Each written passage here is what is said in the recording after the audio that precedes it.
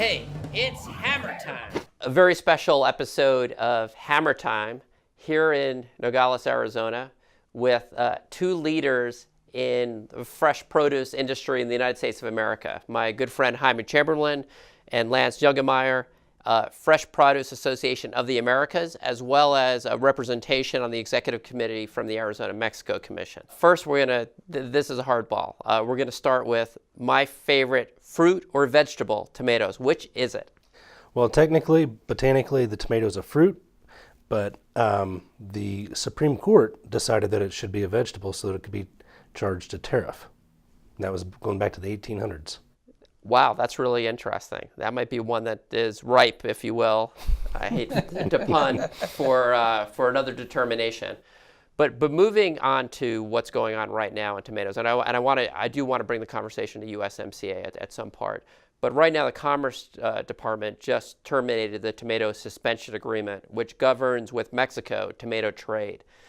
What do consumers need to know? And what do we need to know on the economic development side in terms of the impact on businesses here along the border? Well, as of May 7th, the Department of Commerce withdrew from the tomato suspension agreement, which means that effective of that date, a duty of 17.56% is in place on all imports of tomatoes. And the Arizona State University has looked at a study of this and determined that depending on the market and the weather and a lot of factors, that could increase consumer prices 40 to 85%.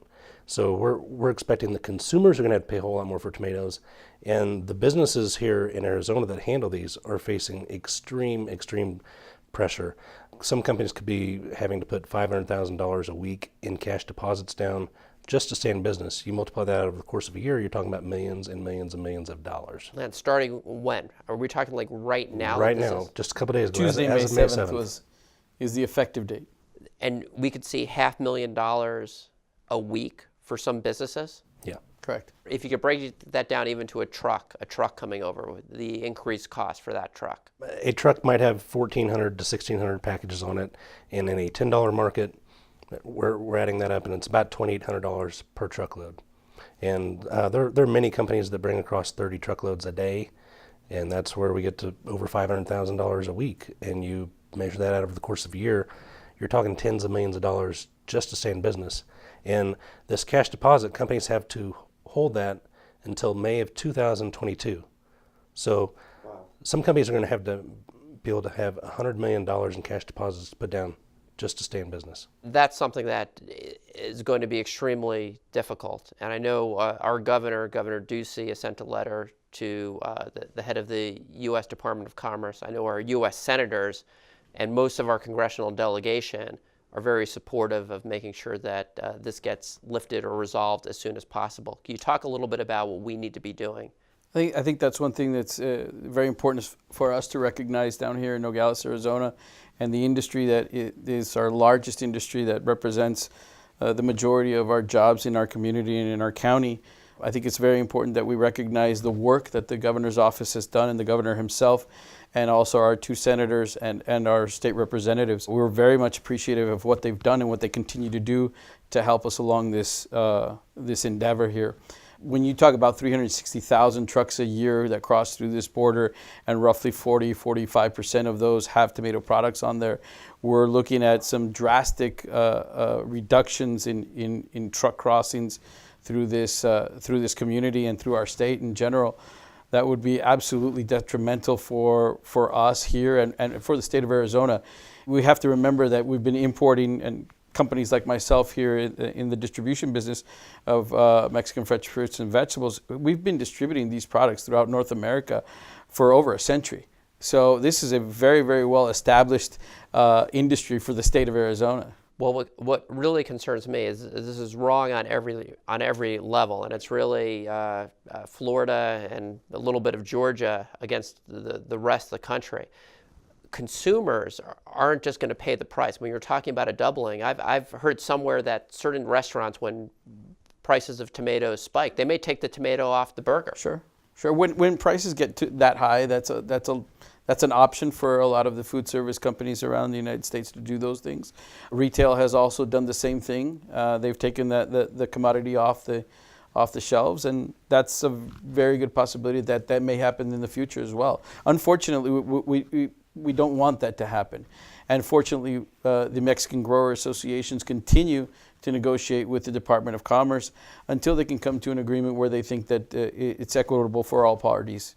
Or we may not come to an agreement at all. How do we reconcile this? You know, the administration has pushed with business support, the support of the governor, most of our congressional delegation. It seems the USMCA. You know, we believe that would be a great deal for the state. How do you reconcile these two different actions?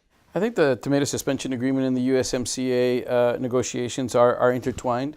Unfortunately, they're both being very politicized. Unfortunately, whether it's a good thing for the country or a good thing for the state doesn't seem to matter at the moment right now. It looks like politics tend to supersede any rationality when we're looking at trade agreements. Because it wasn't included in the USMCA. So Right. I know that there was an effort to try to hook that in. That didn't succeed. So some of our adversaries on the tomato side took this other route for an agreement that's been in place for about 20 years. A little over 20 years, and it it's seems worked. to be functioning well. It's worked very, very well. We've had a floor price that we can sell for underneath that floor price, and it's worked to stabilize markets all across North America that we're very, very pleased with. Unfortunately, there's a small group of domestic growers, mostly based in Florida and Georgia, that have objected to this, but it's something that isn't new to us here at the Fresh Produce Association, and in Nogales, we've been working on tomato wars for decades. I think when my father was in the association, they were working on these issues for a long, long time. It's unfortunate because Mexican agriculture has come to such a long way in modernizing their technology and modernizing their efficiencies, all the things that Mexican ag did to get to this point. Unfortunately, we beat out domestic producers. And it's a win-win. Tons of jobs. I've heard as many as 30,000 jobs in Arizona and across the country just from bringing in these tomatoes. And they're delicious. I start every day, seriously, with tomatoes from Mexico. And Thank usually you for being a great consumer. every day, and avocados. That's great. What's the fastest, best way we can resolve this issue? I think the continuation of the dialogue between both parties have a tremendous amount to do with this. I think the willingness of the Department of Commerce is something that we need to look at as being advantageous in getting to a good result. And thank goodness they're still out there negotiating. I think that continuation needs to be pushed. I also believe that our representatives, our state representatives, need to continue to help us and keep this at the forefront of conversations that have to do with trade. Should we be concerned about retaliatory action? And Lance, I know you wanted to jump in there. I think that's exactly where I was going. I mean, tomatoes are Mexico's #1 ag export to the United States of America, and it is such a widely consumed item. And when we were going through the USMCA, and there were a lot of different conversations that went back and forth, but tomatoes was always a subject, as well as the other fruits and vegetables, and it was agreed to not have a seasonality provision in there. But we've seen that the Florida delegation, primarily led by Marco Rubio, but the whole House that's there, have basically said, we won't vote in a positive way for USMC unless you take care of this. And that directly led to the political pressure that caused Commerce Secretary to pull out of the tomato suspension agreement. Now they've become emboldened, and their next step is to say, let's go ahead and put this seasonality provision into the general law, and I won't pass USMCA out of my state unless you do that, or you give me trade remedies. Trade remedy means more anti-dumping cases. So the southeastern growers are taking a square aim at all the importers of Mexican produce, and as we've discussed, this is an industry that's been going on for years and years. The first tomato load crossed in Nogales in 1895, the first load of oranges in 1905, and we have third and fourth generation companies here who have made a life and a business out of this, and they deserve to continue in that way. We agree 100%. I have two quick questions. On the positive side, Governor Ducey in his budget proposal calls for an investment in cold storage infrastructure. Can you just talk briefly about why that's important. My understanding that could open up some new opportunities. That's huge. We could see the University of Arizona has done an economic impact analysis, shows that it could add 200 jobs, and that was extremely conservative. Why is it important? Well, we have warm ambient temperatures in Nogales starting from now through the rest of the summer. And Customs has the right to offload anything that comes in through the port of entry. Unfortunately, the build standard out Southwest ports of entry is that it's all open air inspection. So in order to bring in the temperature sensitive items like berries, grapes, and be able to know that we've protected the cold chain, installing this cold inspection facility is going to be huge. We're going to be able to bring in strawberries, blueberries, blackberries, raspberries. These are among the hugest growing items out of Mexican produce, and consumers are hungry for these.